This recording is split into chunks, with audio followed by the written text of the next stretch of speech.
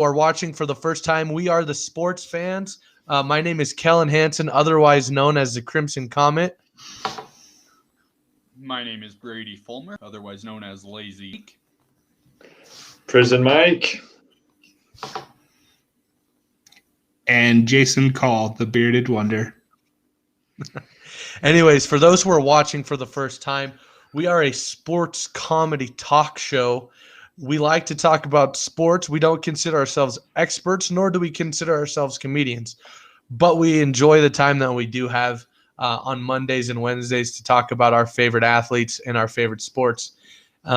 For anybody who's tuning in live on YouTube, we'd love to see your comments. If you guys have any questions, you can get a hold of us, and we would love to hear your input. But we're going to just jump right into it because, unfortunately, we're going to lose Mike in about 40 minutes.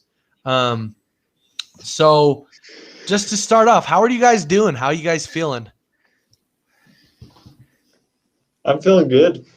Feeling loose? Yeah. Yeah. Did you do any school? Did you do any like word exercises to get your mouth ready to speak? Yes. Good. I did singing exercises. Mama made me mash my M&Ms. There's a tongue twister. That's a tongue twister right there. Get yourself ready for a podcast, let me tell you. She sells seashells down by the seashore. Ooh. Ooh. Brady? Oh, he's just doing the tongue exercises. But and for any of you single women, that's dedicated to you. What the? Just kidding. Oh no. Just kidding. Oh no. All right, let's jump right into the show. Let's make this show G-rated. All right. So, all right, we're gonna talk football, guys. Jason, why don't you get us into our first topic? Okay. So with the NFL, we've got we wanted to talk about Gronk's options. He's entering free agency this offseason. What do you guys think? Do you think he's going to stay? Do you think he has enough intangibles to be valuable to somebody else? Or, I mean, there's always the option he might just retire again. What do you guys think? Brady, you go first. Brady, go first. And then we'll have Mike. I think there's two options here, and I think he'll either end up staying in Tampa Bay or he'll end up retiring. I don't think there's any way that he would leave Brady at this point. I think he's for sure going to stay with him. So I could see him staying in Tampa Bay another year, trying to get another ring, but I could also see him just ducking out right now. He's going out on top. It's a good way to go out after winning a Super Bowl. So I'm not sure between those two options, but I think it's going to be one or the other. I would be very, very surprised if he had somewhere else in playing for a team without Tom Brady as the quarterback. Mm-hmm. Yeah, Mike, let's hear it. Yeah, I definitely agree with Brady on this one. I don't first off, if Gronk does decide that he wants to play, I'd be really surprised if he decided to go somewhere else. I mean, where he's at right now with the Buccaneers, he has Tom Brady. He's been with Tom Brady for a long time. They're a good team. They won a Super Bowl, and he's being paid well. And for him to go somewhere else just wouldn't make a lot of sense. So I think, like Brady said, it's either retire or stay with the Bucs. I think some teams would take him, but I just don't think it would be worth it for him. Mm-hmm. So a lot of this comes from the fact that former teammate of Gronkowski, Rob Ninkovich, predicted that he wouldn't return to the Buccaneers. He was saying something along the lines of he thinks that Gronkowski's going to test free agency for the first time in his career and head to Miami. I just think it's kind of an asinine comment. First of all, I don't think Rob Gronkowski's going to retire. He already said, look, I don't see any reason why I wouldn't be back next year. And the reason he went to Tampa Bay was to play with Tom Brady, enjoy some warm weather, some days on the beach, and then ultimately enjoy a victory parade on a boat where you can dance shirtless and throw the Lombardi trophy back and forth like you're playing catch with the greatest quarterback of all time. I think that he's really content in Tampa Bay. Yeah, he's never really had the opportunity to test out free agency, and I think, maybe he's going to at least look into the process. I mean, he might just do it just to see what it's like, just to enjoy the process. But ultimately, he has said, Tom Brady is my quarterback. He's the guy that I want to play my whole career with. And I think that when Tom Brady's gone, Gronkowski's going to be done too. But it's just not going to happen this year. He will be back in Tampa Bay next year because for a fact they're going to try to run it back. Jason, what are your thoughts? Honestly, I'm thinking about it, and this is probably the first offseason in a long time that Gronk has been this healthy at the end of the season. That being said, I don't think he's going to retire. He feels good. I mean, he looks good. I think the draw is there. But I'm with you guys. He came back out of retirement because of Tom Brady. So why would he go somewhere else that Tom Brady's not? Unless, and strange things have happened, but I see him sticking with Tampa Bay. Yeah, it doesn't make sense for him to leave at this point because he's so happy in Tampa Bay. I mean, we saw a rejuvenated Gronkowski this year. It seemed like those last couple of years in New England, he wasn't enjoying the game of football like he had done in the past. And it seemed like this year he was enjoying every aspect of playing tight end for the Buccaneers. I mean, the opportunity to block and catch passes from Tom Brady and work with a offensive genius like Bruce Arians. And he won a Super Bowl in his first year in Tampa Bay. He feels good. He looks good. And I don't know about you guys, but I would have a hard time wanting to leave Tampa Bay with the weather we're having in Wyoming right now. And another thing is, sorry, Jason, I'm going to cut in. It's super low stress for Gronkowski as well. Like during the regular season, he wasn't a huge factor of the team, so it's not like he's in high stress situations. Like you said, he blocks, he catches a few passes here and there, and ultimately in the Super Bowl, he played really good. He was a really important part. But for the most part, it's really low stress. Like they're not always looking. They don't need Gronkowski to carry them, which I think makes it more easier on his body and a lot more fun for him. Mm-hmm. Mm-hmm. And I was about to build almost go the opposite thought there. Prison Mike is there the thought in the back of Gronkowski's mind that he needs to contribute more to a different team? Because let's be honest, Brait had a great season with the Bucs, and if I look at that lineup, I almost think Brait's the number one tight end on that team, where Gronkowski's more the blocking tight end. And does he look at that and say, no, I want the role I used to have, or does he say, no, I like this role now and stay? Well, but you have to remember, Brait's actually was the third guy on the roster. OJ Howard, before he had this season-ending injury, he was making a big splash in that Buccaneers offense. He's a guy that comes out of Alabama. He's got an incredible skill set. When he's healthy, I honestly think OJ Howard has the potential to be a Pro Bowl tight end. He's that good.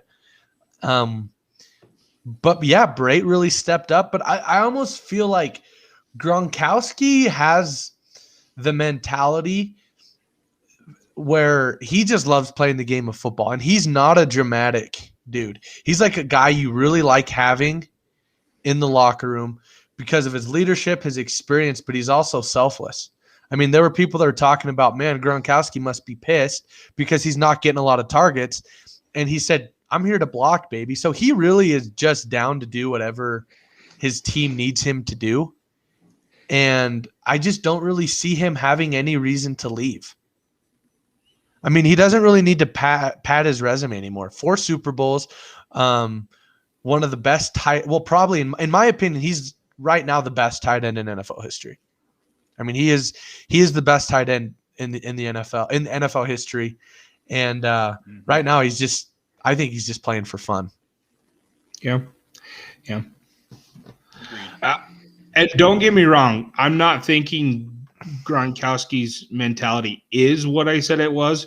It's just if that's at all in the back of his mind, that's the only reason he'd go to a different team. Mm-hmm. Yeah. Speaking of new teams and a possible free agent, right now there's actually quite a bit of Well, I wouldn't say drama, but a little bit of uncertainty going on in Pittsburgh. Brady, why don't you fill us in on that? Yeah. So Ben Roethlisberger, as I'm sure just everyone knows, has been the quarterback for the Pittsburgh Steelers for a long time, a lot of years. But will he be the starter back come next season?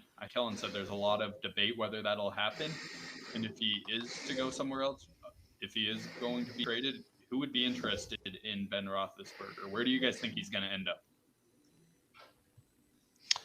Kellen, you want to start us? Well, here's the biggest thing right now is right now their GM Kevin Colbert said that as it sits today, he is still a member, and he wants to play still for the Steelers. He actually said he would take a pay cut. He doesn't really care about the pay. I honestly think I don't think he wants to go anywhere else, but I think he still wants to play. And Kevin Colbert, the GM, has basically said, look, like we have to look at our current situation. You've been with us for 2004. We love you. You've done great, but you're 39 years old.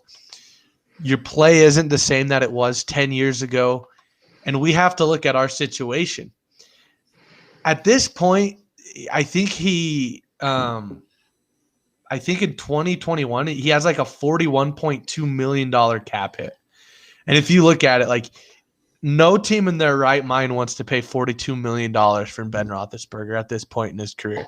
So he's either going to get cut, he's going to figure out a way to play, or he's going to retire. I honestly would not be surprised to see him retire this offseason. And honestly, I think that might be the best thing for him and for the Steelers. And I have respect for Ben Roethlisberger. I don't like the guy. I respect his game. I don't like him as a person. I hate the Steelers. But the guy has had a Hall of Fame career, and I don't think it would be in his best interest to continue to play for any other team because I don't think he's at the point where he could really learn a new offense. What do you guys think? Where's it, Mike? Yeah. So I think I agree with a lot of what Kellen said. I didn't know his age, so when you said he's 39, that is, I mean, there are quarterbacks that can play over that, but he is getting a little bit older, and like you said, he has a really big salary. And if the Steelers don't want him, I feel like there's some crazy team out there, like maybe like the Cowboys who take him or something. But I just don't really see him fitting in with someone else's offense. Although I will say, I know his play's gone down, but I thought he played pretty good at the beginning of the season. I mean, obviously the Steelers went what was it, like 10-0 or something like that until they lost the next four. So I mean, he did play pretty good at the beginning of the season for the Steelers. And that's what I was going to build on there, Mike, was he showed that the Steelers can win with him at quarterback still. At the end of the season, I think, I don't know if his injury or just fatigue or what, and his level dropped. If I was the Steelers, and he's willing to take a pay cut, I explore that option, see how low I can get him to go, and maybe go get a young gun underneath him that can learn at the beginning of the season. And if his production drops off, just put the new guy in and let him go and see what happens. Honestly, it's kind of a little bit less of a risk because you know what you're going to get out of Ben Roethlisberger a little bit at the beginning of the season. And if you have a young buck behind him ready to go in case he drops off, I mean, it's better than almost, you give that young guy some time to adjust to the system instead of just throwing him in the fire day one. Yeah. See, I agree with a lot of what Kellen said, and I don't blame the Steelers GM. I feel like he's definitely looking out for his team, and the fact is, it's very rare for a quarterback past the age of 39. Obviously, we've seen it with Tom Brady, but he's on a completely different level than everyone else. And if you watch this year, it was evident that Roethlisberger a little bit. He wasn't as mobile in the pocket, and he just didn't look as good. So if I'm Roethlisberger, I think it's time to retire. But I agree that if to take a pay cut, get less money, maybe have him one more year for the Steelers to mentor a year back. But he's definitely not the answer for Pittsburgh. You got to start looking other places right now. He might be a temporary answer for another year at most, but that's it. Well, and the thing is I feel like if the Pittsburgh Steelers, if they didn't have as good of a season as they had, because they really did, they had a great regular season at that until they won what was it? I think it was 11 games in a row, and then they had that slide near the end of the season. But it almost puts them in a bad situation because if they have a losing record, they may have an opportunity to go after a guy like, I don't know, maybe Mac Jones, Trey Lance out of North Dakota State, hyped prospect, or even a guy like Kyle Trask. But at this point, I'm not sure if a lot of those top quarterbacks, a guy that you really want to invest in, are going to be on the board by the time the Steelers pick comes around. So you're kind of stuck with Mason Rudolph unless you can get some kind of trade. I'm not saying they should cut Ben Roethlisberger, but I'm just saying I think their options are figure out his cap space, let him retire, or cut him, because I just don't feel like at this point another team's going to want to take the risk and take that financial hit to, pick up a 39-year-old quarterback. And we saw Phillip Rivers do it with the Colts, and he actually did really well. I was impressed with how Phillip Rivers did. But he didn't bring all that cap and all that. He didn't bring that salary with him when he went to the Colts. Yeah. So, interesting stuff happening in Pittsburgh right now. And I know there's going to be a lot of Pittsburgh fans that are going to consider this the end of an era because Ben Roethlisberger, he's won two Super Bowls. He's played for 3. He's a multiple-time Pro Bowler, one of the best to do it statistically. So, not the easiest situation. We're going to move on to our next topic. We'll have Mike introduce it. Mike, why don't you get us into our first NBA topic of the night? All right, let me pull it up. We talking basketball. NBA. Yeah. We love that basketball. All right, so this should be a popular topic right now on the show for you guys. But Quinn Snyder was named the West. I believe that he was named the All-Star coach for the West. The West, right? Yes. Yeah, it was the West. Perfect. All right. So I mean, Quinn's. I don't think he's ever been there before. This is his first time. So it's a big honor for him. A good step. I mean, this year's All-Star game might not be quite as popular, but what are you guys' thoughts? Are you happy with the decision? Are you happy with it, or are you unhappy with it? Oh, I'm pissed, Mike. I think we're all happy with it.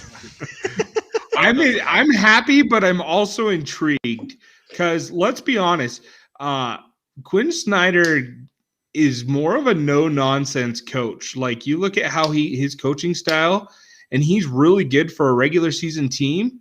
I'm intrigued to see how he handles an all-star team. Is he going to take the no-nonsense approach? Because I think that's the only way he knows. Or are we going to see a laid-back version of Quinn Snyder? I'm afraid to see that, honestly, because I don't know what it'll look like. He's going to have LeBron running suicides. Well, we got to remember this All-Star game. I don't think they're going to practice. They're just going to show up and play. That would make sense.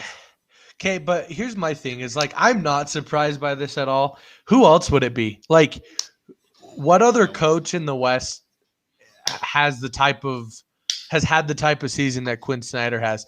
Because the Utah Jazz have honestly gotten better every year he's been there, and they have won 18 of their 19 games. They've won 18 of 19 games. That's incredible. And in that stretch, it's not like they've been playing powder puff teams, right? No. They beat the Sixers. They beat the Bucks. They've been playing phenomenal basketball. I think it's super well deserving. I wouldn't even say like I'm really expecting that much of him out of as a coach in the All-Star game because there's really not a whole lot of coaching that you do in an All-Star game. But it's an honor that I think he deserves and something that he can have on his resume and help him feel like people appreciate what I'm doing as a coach in the NBA. Brady, what are your thoughts? Sure. No, I definitely don't think that there's anyone more deserving than Quinn Snyder, just like you said. And I also agree with Jason. I think it'll be really interesting to see him a little more laid back. I have never seen that guy when he hasn't been completely serious. I don't know if I've ever seen him smile. So it'll be weird to see him at the All-Star game, see if he's actually laid back and like joking around with players, or if he's still that straight serious guy trying to win a basketball game. So I'm really intrigued to see what that'll look like. Yeah, it's really good for Quinn Snyder. They kind of followed suit. I did a little bit of reading, and they usually take the coach of the team with the best record from both conferences. And the Jazz are definitely right now, they have the best record, and they're the best team in the West as of right now. So I'm happy for Quinn Snyder. I've always liked him as a coach.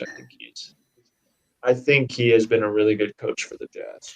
He's so much better of a coach than Brad Stevens. Like, that's the thing. I don't think I'm going to agree with that, but he is a really good coach. You're such a hater, Mike. How am I a hater? He did play at Duke. You should like Quinn Snyder. You I should do. like Quinn That's I Snyder. literally just said that.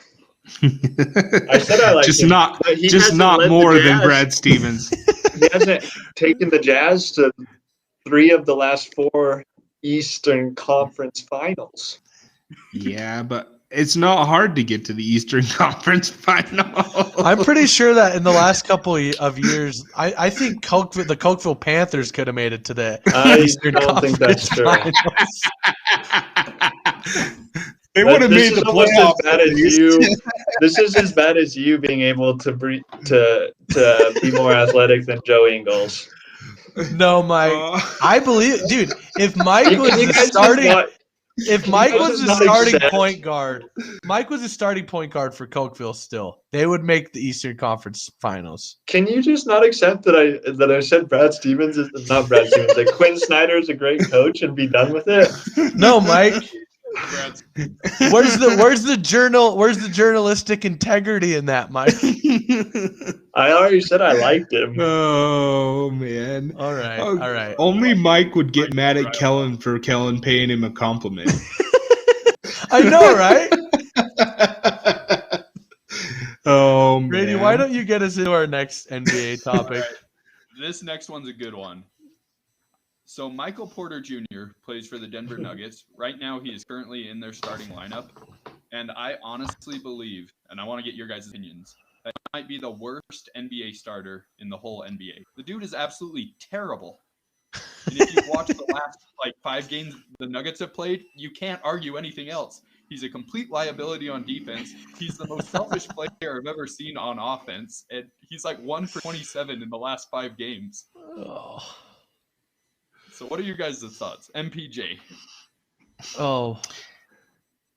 To be honest, when I saw this question, I had a completely other guy in mind, and I can't even remember that dude's name.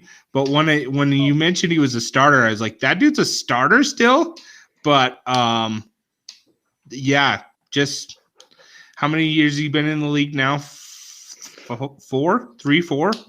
This would be his the start of his third year. Yeah, third. I'm pretty sure. He must be good friends with the coach or bought his kids good Christmas presents or something. I don't know. Yeah.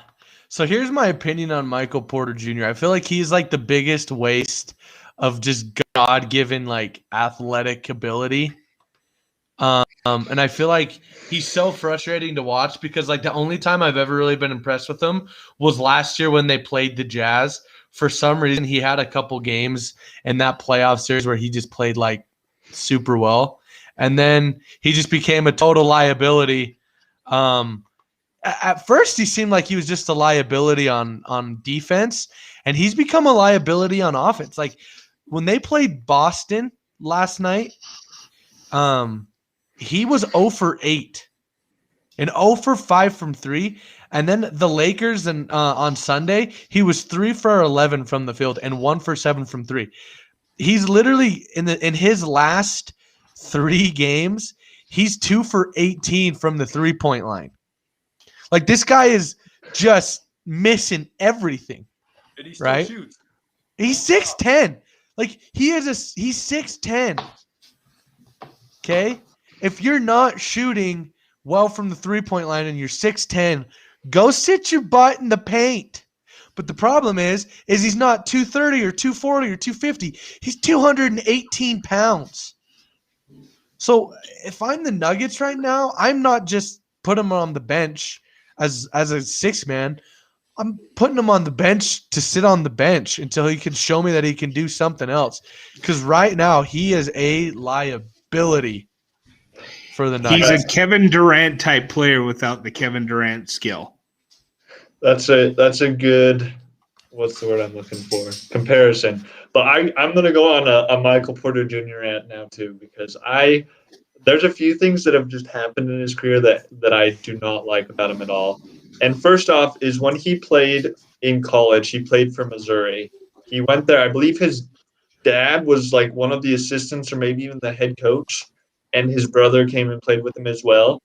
And he played for like 8 minutes in the first game and then sat the rest of the season out with a micro tear in his back. Now, I don't know how serious that is, but ever since then, he was like the number one draft like prospect coming out of high school and didn't even play in college, got drafted super high. And then last year in the bubble, when he said that he doesn't think that he's getting the ball enough, that like Jamal Murray and Nikola Jokic were taking too many shots, that was just the most selfish comment I've ever heard. I mean, the dude did not deserve to be getting past the ball.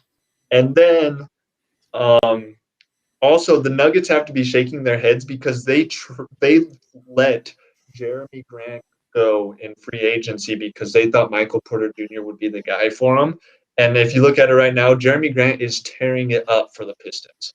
He was amazing in the bubble, and they just let him go in free agency because they said Michael Porter Jr. is our guy going forward. And Michael Porter Jr. has looked horrible compared to Jeremy Grant. So, yeah, I have to agree with Brady and Kellen on this one. Like, he's a liability and probably one of the worst starters in the NBA right now. Mm-hmm. Doesn't that happen, though? Like, every 2-3 seasons, there's just a player that everybody is so hyped about, and then he gets to the league and just sucks. Like, it happens more often than it should. And you'd think people would catch on by now. I wonder if it's I would hate to be a scout, to be honest, because who knows, in high school or whatever, he may have looked good, but for some reason it just didn't pan out for him. Yeah. Well, I just think his biggest thing is he hasn't really found his identity in the NBA. And that, like, Kevin Durant kind of really Dirk Nowitzki kind of revolutionized that stretch forward position where he started to shoot, and he was really hard to guard because he had that length, but he could hit from outside. And then you look at what Kevin Durant was able to do. He could shoot, but he also was quick to the rim. And then you look at a guy like Giannis Antetokounmpo. The reason why he's so dangerous is because he really is a stretch forward. His shooting ability really isn't there, but he's so athletic and he's so quick that you really have to guard him from the perimeter in, because he can get to the rim so quick if he has the space to do it. If he gets ahead of steam toward the basket, you're not stopping him. But that's the thing with Michael Porter Jr.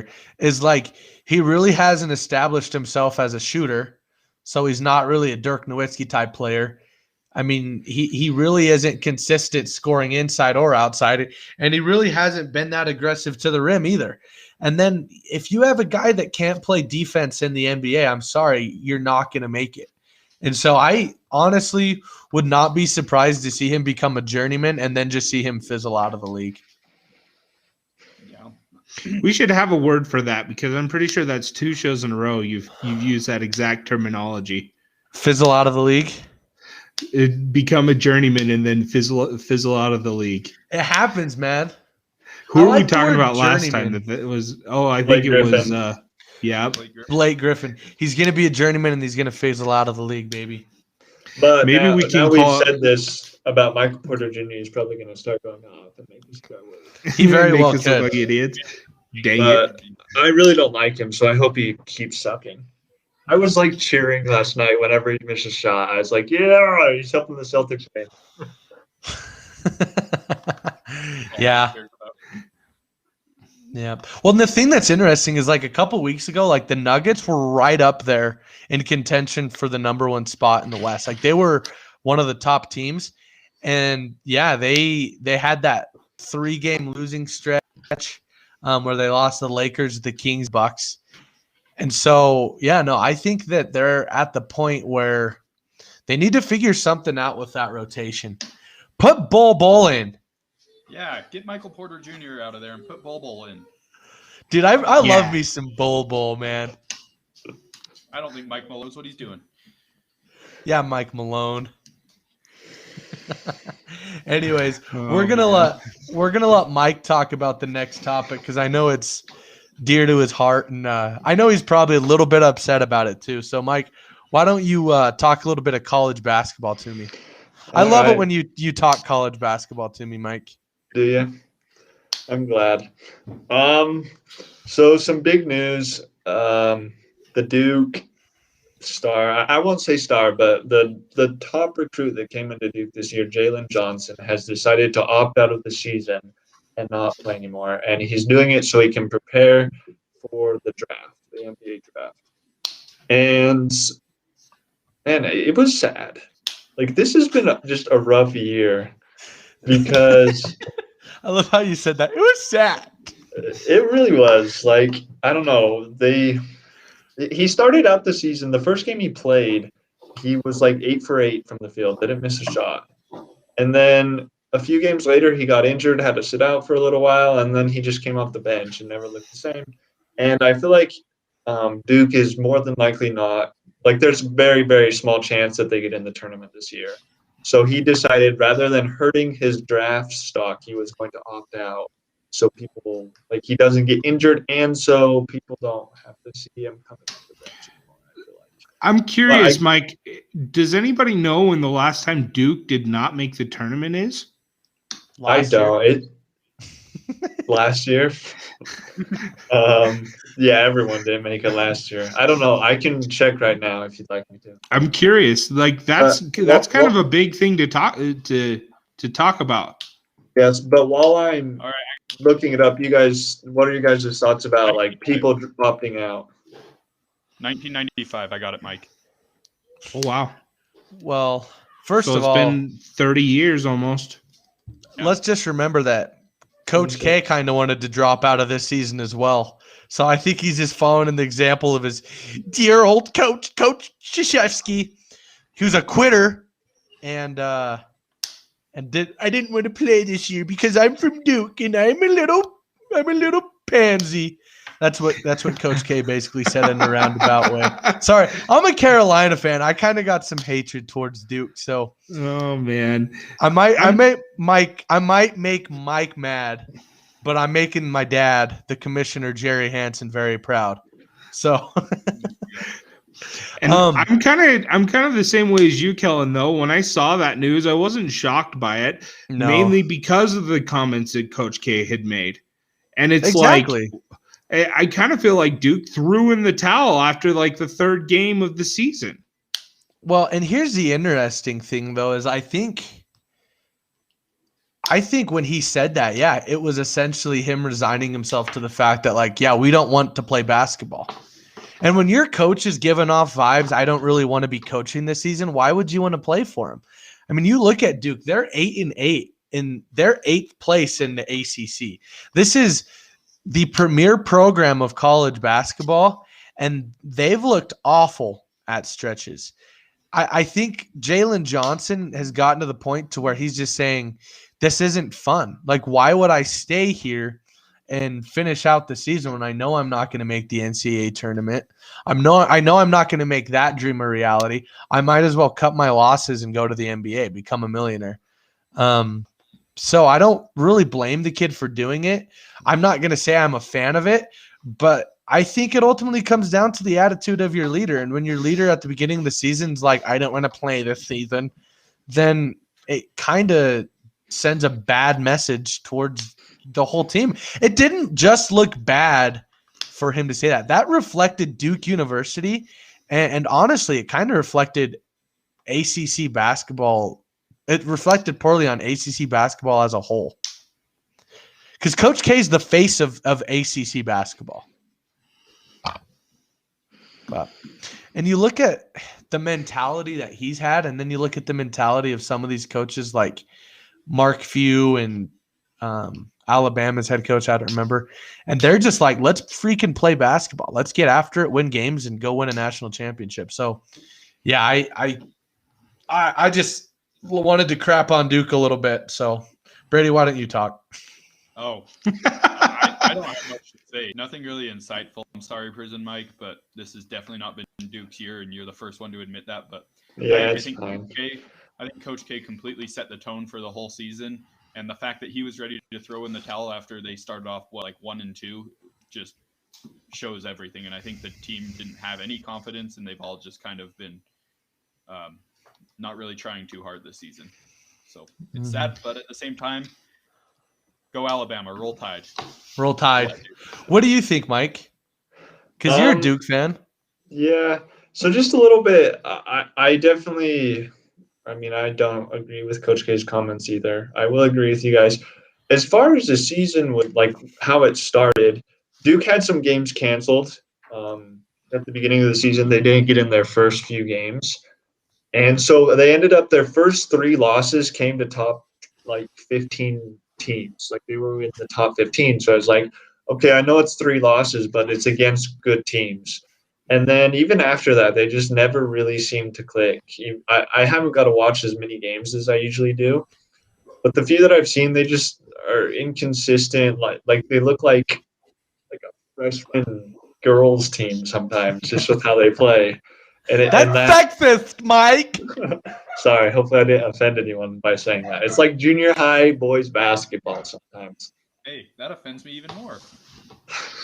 What the heck, man? What the heck? Why are you going after people tonight, Mike? Sorry. Yeah, so yeah, it wasn't Duke's year. They're probably not making the tournament. There's no chance unless they somehow win the ACC tournament off a miracle. But yeah, I can't really blame Jalen Johnson for opting out either. Okay. Before you go, Mike, we know you only have a couple minutes.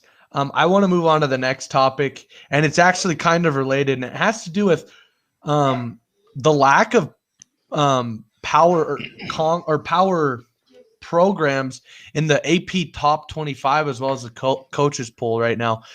I feel like every year you're going to see Kansas, you're going to see Duke, you're going to see North Carolina. A lot of these schools, Kentucky. Yeah, exactly. Sorry, I can't believe I forgot that. A lot of these schools that are always in not just the top 25, but usually top 15, top 10. And right now, North Carolina's not in there. Duke's not in there. Kentucky's not in there. And Kansas is ranked 23rd with a 15-7 record, but they're not playing nearly as good as they have in the past. And I don't think really anybody's considering Kansas as a top threat for teams like Baylor and Gonzaga. What is it about what has happened in college basketball to turn the tides in such a dramatic way? And what has happened to these power programs that we're used to seeing dominate? I want to hear your guys' thoughts. Mike, you go first. I go first because I'll be Please do. In just a few minutes. Please do. Well, just something really interesting besides Gonzaga and Baylor, the top 25 is nothing like how it started at the beginning of the season. Like we said, all of those guys, the power teams who everyone thought were going to be good this year are gone, and it's filled with some teams that are there sometimes, like Michigan's, Houston's usually decent, at Sevens, Virginia, some good teams, but even teams that are usually up there, like Villanova or Iowa, Texas, teams that we thought were going to be really dominant this year have dropped a ways in their rankings. And I really think part of it is not being able to practice as much. I think that's hurt some teams. And I really think that I'm still standing with the era of one and done is over as of right now. The teams that are in the top are all experienced. They have people, they have different levels. You look at Gonzaga, they have good freshmen, but they also have good seniors. And I think, what are you going to say, Jason? To build on that, Mike, Gonzaga knows how to grad transfer better than anybody in the nation. Exactly. And so I think experience is what's going to be leading college basketball right now. Freshmen aren't just going to cut it anymore. Mm-hmm. Yeah, I totally agree with you. Jason, what are your thoughts? I'm a lot with Mike. I think the one and done is showing its weakness right now because these young guys didn't get a chance to practice with their teams. They're coming off a high school career and thrown right into an NCAA game against these older guys, and they don't know how to handle that without practice. Like, I am intrigued. I think it's a bold statement to say that era is gone. But I do think this season we got to see the cracks in that philosophy. And heck, Jalen Johnson's not even a one and done. He's a half and done. Mm-hmm. So, I mean, I hope that trend doesn't start, or that could be a mess for college basketball. And Mike Krzyzewski's a 3 games and done. Yeah. But anyway, I agree with what Mike's saying. I'd like to see how some of these teams that have these one and done guys looked this season if they had a full off season of practice. Mm-hmm. Absolutely. All right, just sorry, before Brady goes, I'm going to head out. So it's great talking with See you you, guys. Mike. Give a hand to Mike. Enjoy the rest of the show. We've got some big announcements that Mike's not going to be a part of. They might involve That's him, right. so just That's keep fine, him as long as I don't have accountable, to guys. shout out any more hot sauce. Nah. It's all Nah. working See out. you guys. Nah. Hey. Goodbye. Goodbye. All right, he's out. Anyways, Brady, what are your thoughts on that last topic, though? My thoughts. So I don't have very many thoughts other than what all of you guys have said. Obviously, you guys are probably all more college basketball, into college basketball than I am. But I'm just happy. I don't care why the reason is, but I'm just happy to see some other teams at the top. It's been fun to watch Gonzaga play well. I know they've been good in years past, but still, non-power conference, they're playing well. I really enjoy watching Baylor as well. Just teams like that. It's awesome to see them at the top rather than Duke, Kentucky, North Carolina, Kansas, all these other teams. So it's an awesome year for me. I love it. Mm-hmm. Yeah. And I honestly, I'm not against the whole one and done philosophy because I feel like there's been some great one and done players recently. I mean, we were able to watch Zion Williamson. He played at a high level. Anthony Davis was a one and done. Carmelo Anthony was a one and done, I think. So there's been some phenomenal players in the past that have gone one and done a lot for the game of college basketball. But I also think that there is strength and experience. And I remember hearing all the time, hard work beats talent when talent doesn't work hard. And I'm not saying one and dones don't work hard, but I'm just saying that the work that these guys that have put in 2, 3, 4 years into a program, the work that they put in gives them a huge advantage over guys that are superior athlete to them a lot of times. I mean, we look at a guy like, for example, what my second favorite college basketball player of all time was Tyler Hansbrough from the University of North Carolina. He was a 3-time All-American, led North Carolina to a national championship his senior year, and having guys that are talented and good locker room guys stick around for a while is a huge advantage. And that's the thing with Gonzaga is they get these guys that have a lot of experience and that have been in the program for a while to play at a very high level for them.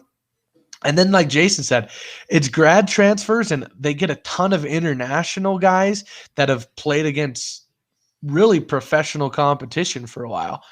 And so I think that what it's coming down to is, you're getting kids that are 18-year-olds playing against 21-year-olds who have a lot more experience in the program. And I think Mark Few recruits guys that are going to fit his system. And I think a lot of times schools like Carolina, Kentucky, and Duke, they recruit guys that, are 5-star recruits, which is great. But I don't think they always fit into the system. And I don't think Jalen Johnson fit into Duke's system very well this year. And that's why they've had a hard time winning games this year. And to build on that, though, Kellen, I think it's more than Mark Few's system. Mark Few is willing to invest in a player and see the potential instead of the ability. And he's willing to put in, 2-3 years to develop a guy to start his senior season.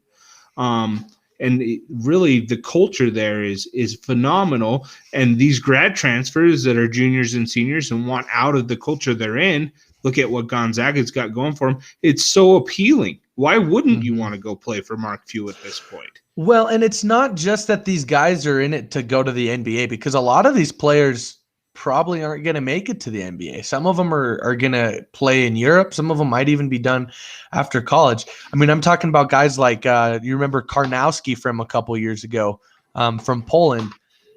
Guys like they had Kelly Olynyk was in the program for 3 years. He didn't really even become a star until his junior year of college. So they get you guys, look at even currently, Timmy's a lot that way, though. He's been there for all 4 years. I just look at these guys and I think, all right, like they know this system, they know their coach, they know each other. And I honestly feel like that is a huge advantage for them. So I think that's what's happening in these power programs. They're not able to get consistency over multiple years. I being a North Carolina fan, I can honestly say the best Carolina teams that we've had in the last couple of years are when we have juniors and seniors, right? When we have guys like Marcus Page, and guys like, what was his name? I don't remember his name, but Kennedy Meeks, guys like that stay around a while and develop, and then by the time they're seniors, they're able to compete for national championships. So we'll see what's going to happen. I doubt that this imbalance is going to last very long. I'll bet you by next year we're going to see Duke and Carolina and Kentucky return to prominence. But it is really interesting to see right now, and it is going to make for a very exciting NCAA tournament. Yeah. So we're going to move on to UFC, which actually goes well because Mike, actually, of the four of us, he's the one who's least experienced with UFC. We're working on it with him, though. So right now in UFC, there's a lot going on. Man, I'm telling you what, I don't know if there's ever been a month in UFC history that I've looked forward to more than the month of March, and we're going to get there. But first, this kind of came up in MMA headlines. Dana White has been kind of acting like a desperate schoolboy chasing after a girl who keeps rejecting him in the last couple months. So Khabib Nurmagomedov, if you follow UFC, you know he's the number one pound for pound fighter in the world. We're talking about a guy who's 29-0. He's been nothing but dominant since he entered the UFC. No one has been able to figure him out. In his last fight, he submitted Justin Gaethje in the second round. And right after that fight, he announced his retirement. A lot of it had to do with the fact that his dad died. A lot of emotions. He had some injuries, and I think he just is kind of done. But Dana White has been going after him, trying to convince him to fight one more time. And a lot of people are thinking, all right, he needs to fight Dustin Poirier. But it hasn't really worked so far. So here's my question for you guys.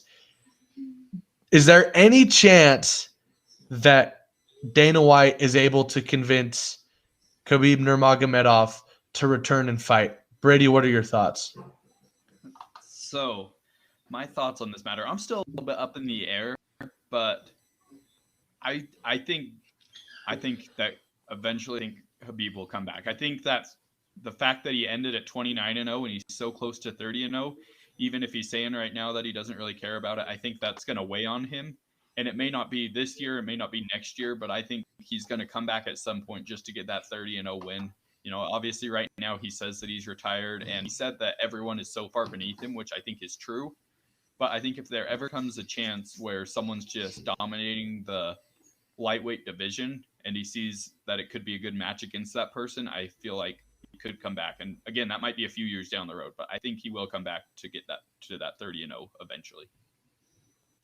Mm-hmm. Jason? I don't know. I mean, everything you guys have said is correct. I agree with. I'd like to see him fight one more. But the thing is, in the back of my mind, is if he fights one more and wins, then I'm going to want him to fight another one.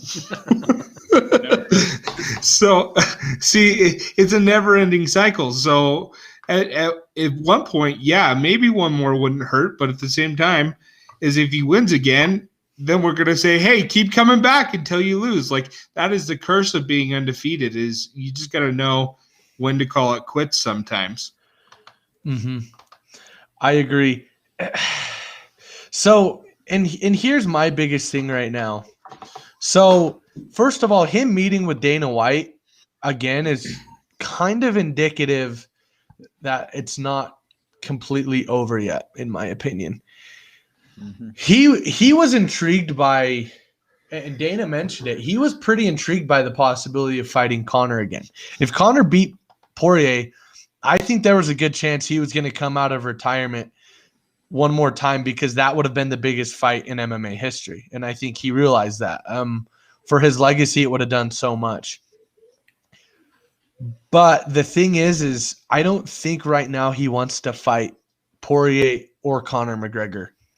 And the reason why is because neither of them have really proven that they're super dominant, right? And I think Khabib's at the point in his career where he's retired for now, and I think he could stay retired for the next 5 years.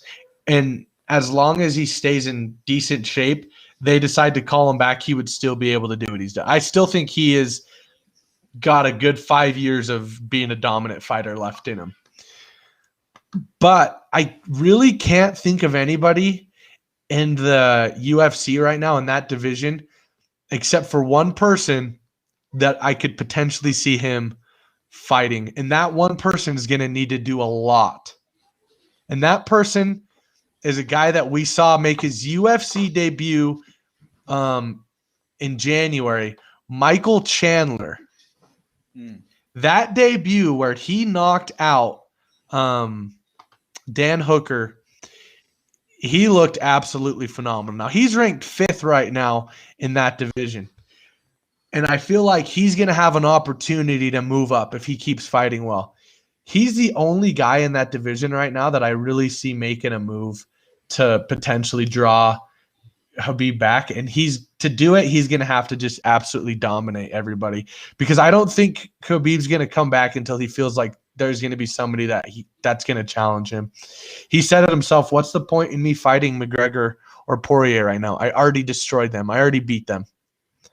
So yeah, exactly. So if you want to see Khabib fight again, you better start cheering for Michael Chandler, because I agree with you. I think that's the best shot of Khabib getting. Can I just say though, that guy is incredible. Like, I mean, this is a guy who, when he was going into that fight with Dan Hooker, I was like, yeah, like come on.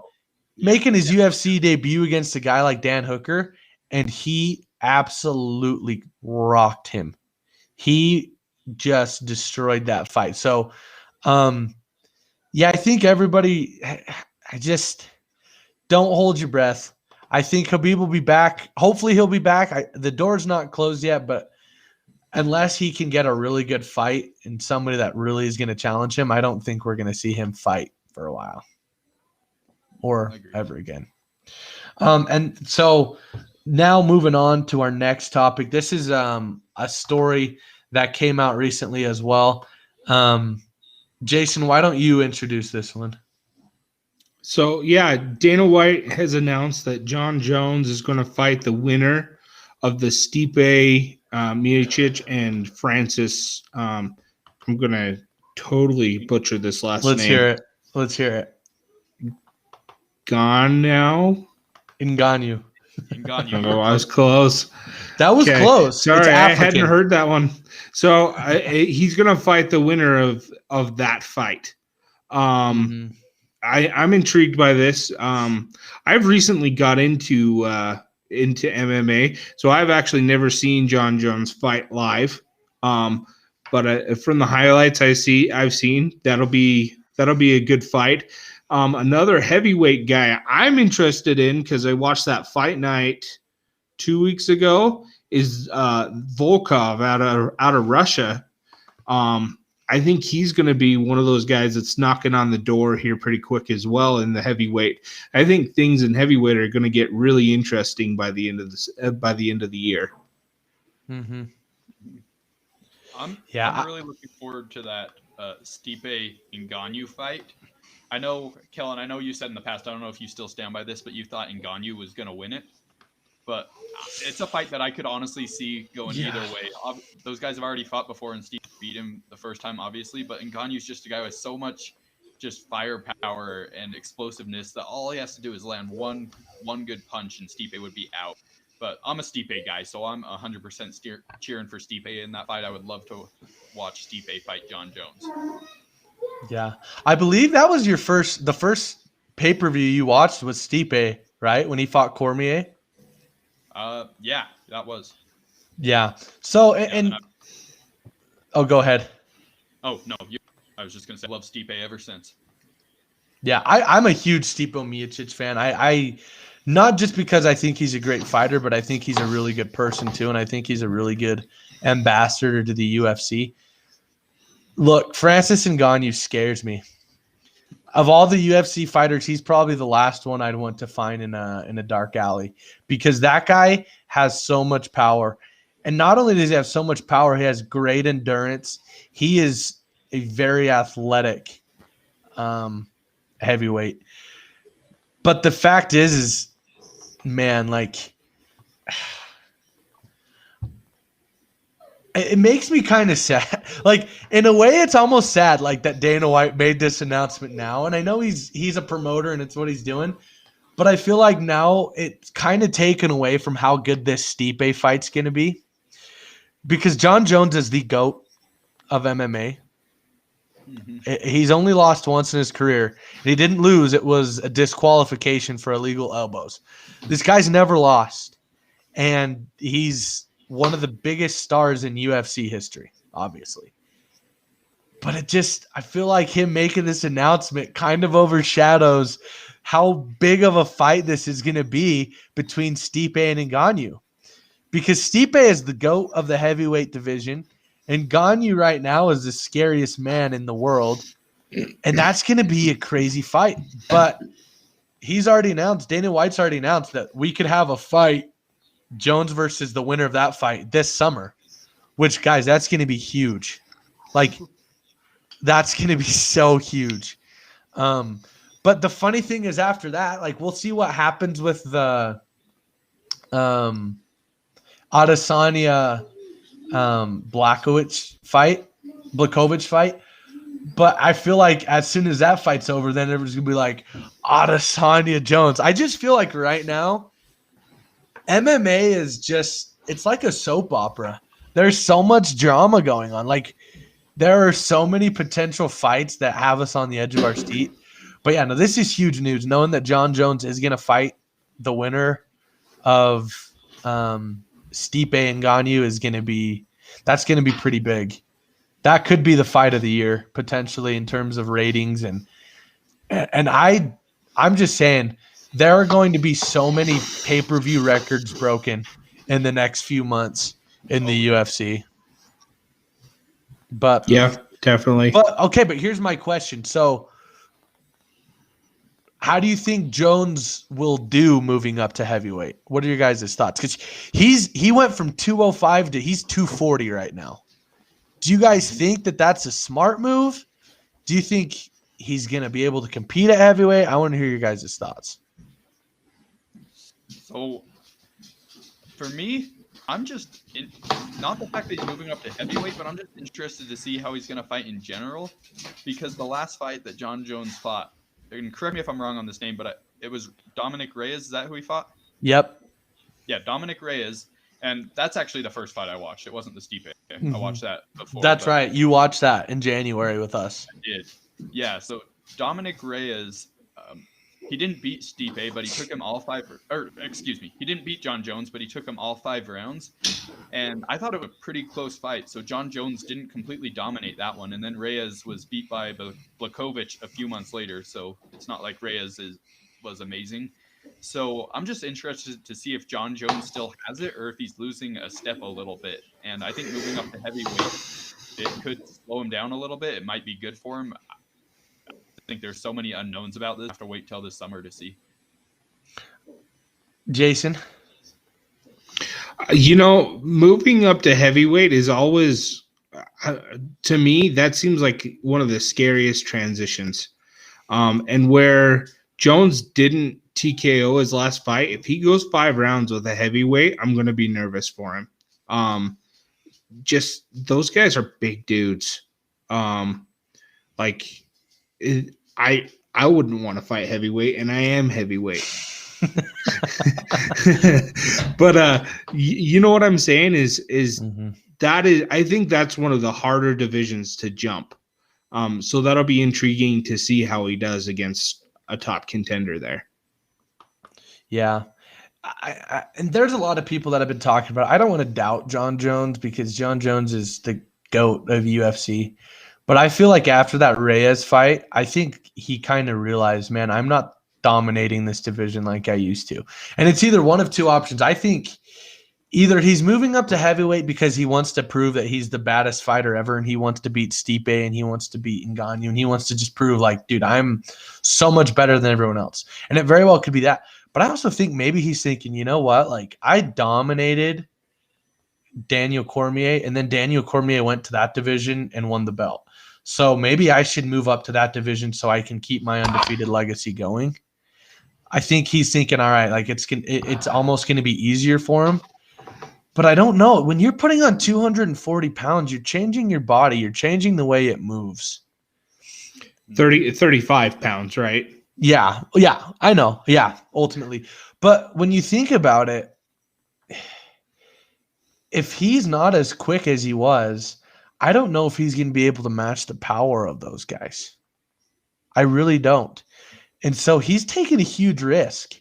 And guys like Adesanya's been super critical of him because he's like, dude, you're gaining that much weight is not going to be beneficial to you. I don't know who's right. It could be John Jones. It could be Adesanya.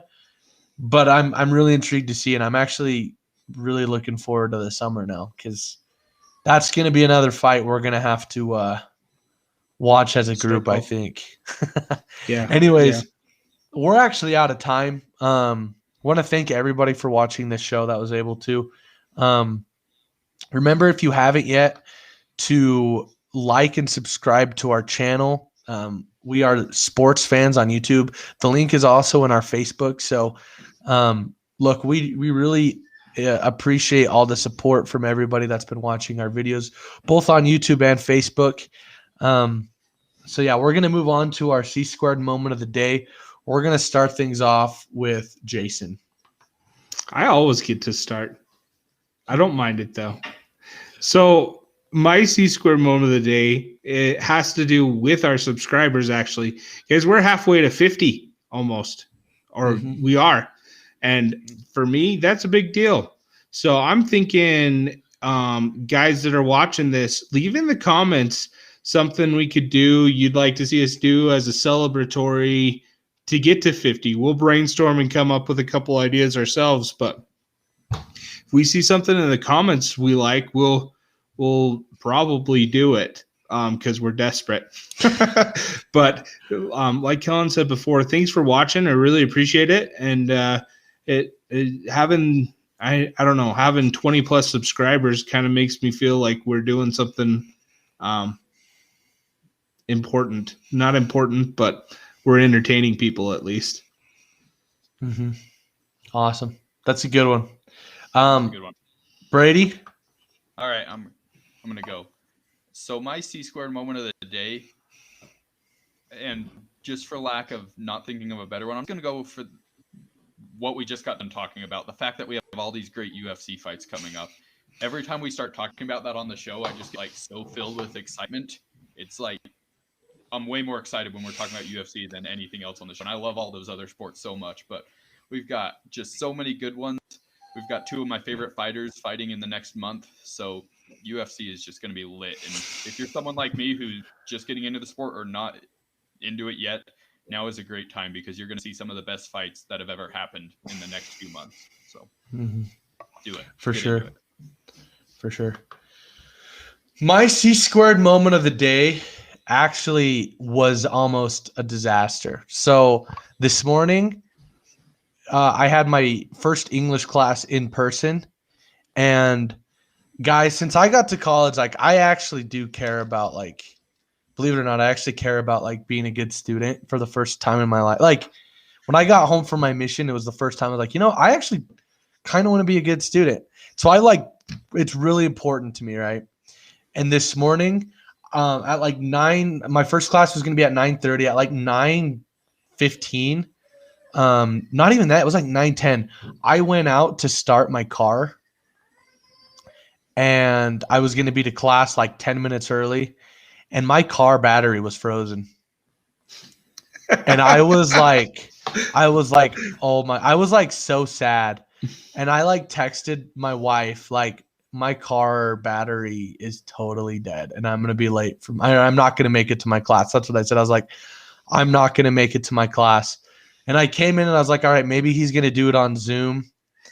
And I got on the computer and there was no Zoom link. And I was like, I'm not going to make it to my first class. And literally like at like 9:29, when I'm thinking like, if I could just even show up late, like if I was 20 minutes late, like it'll probably be introductions. I'd probably make it for all the key stuff. As I'm like about to give up hope, the door opens. My wife had left work to come to my apartment to jumpstart my car so that I could be to class. So my C-squared moment of the day is that my wife is a freaking rock star and is like, I do not deserve Michaela. We'll just say that. I do not deserve my wife. So that's anyone that knows Kellen can verify that, though. And like Brady and Jason are like two of my best friends. Like they were groomsmen at my wedding, and they know I married up in everything but height. But but my wife is amazing. But you don't want your wife to be taller than you either. So I know that's a good thing. But my wife is an absolute rock star. So that's my C-squared moment of the day.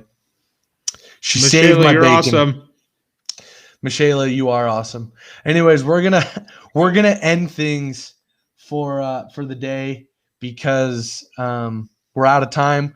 But we will be doing a show for anybody in Rock Springs watching. We'll be doing a radio show on 91.3 FM, the local radio station, and then we'll be back on Monday to continue our live stream. Anyways, we're gonna be signing off. This is the Crimson Comet, Lazy Snake, and the Bearded Wonder. and remember, O-K-G, brother.